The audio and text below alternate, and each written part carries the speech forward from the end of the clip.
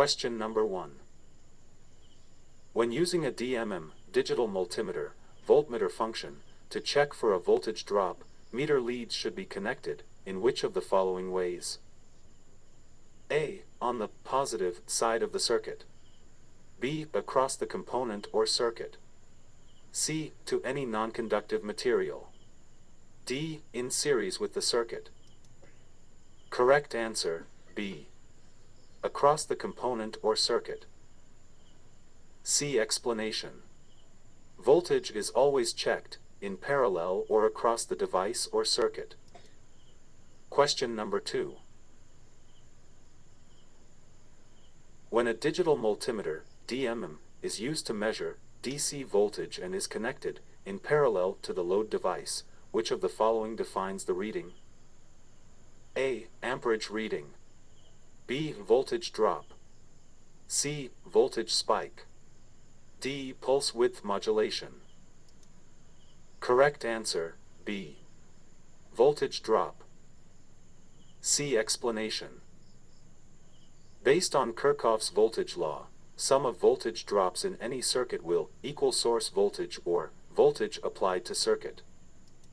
Question number 3. Which of the following tools can be used to check the continuity of wires that carry digital signals? A. Megameter. B. Analog meter. C. Logic probe. D. Voltmeter. Correct answer, C. Logic probe. See explanation.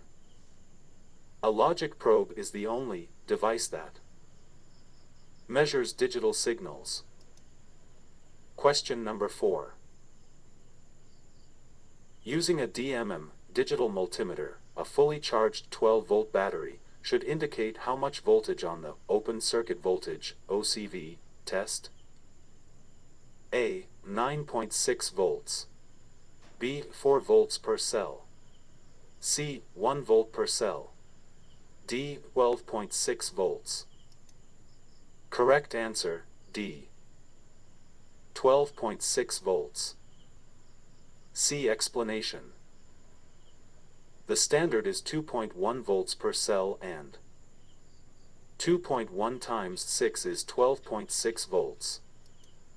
Question number 5. Two technicians are discussing a battery's state of charge. Technician A says, a specific gravity of 1.225 at 80 F indicates that a battery's state of charge is approximately 75%. Technician B says, you can use a hydrometer to check battery state of charge on a maintenance-free battery. Who is right? A only. B only. C both A and B. D neither A nor B. Correct answer, A. A only. See explanation. Technician A is correct, and Technician B is wrong, because maintenance-free batteries do not have openings to check the specific gravity of the electrolyte with a hydrometer. Question number 6. When performing a load test on a battery, a technician finds that the battery voltage drops below specifications. Which of the following is the most likely action to perform? A. Recharge the battery and return it to service. B. Recharge the battery and retest it. C. Replace the battery. D. Replace the voltage regulator. Correct answer, C. Replace the battery. See explanation. The battery was tested under load and failed. Question number 7. Two technicians are discussing testing a battery using an electronic conductance or continuity tester. Technician A says, some of these testers can load test a battery. Technician B says, you need to make sure that the ignition switch and all accessories are off. Who is right? A only. B only. C both A and B. D neither A nor B. Correct answer, B. B only. See explanation. Technician A is wrong because this device cannot apply a load. It checks battery conductance.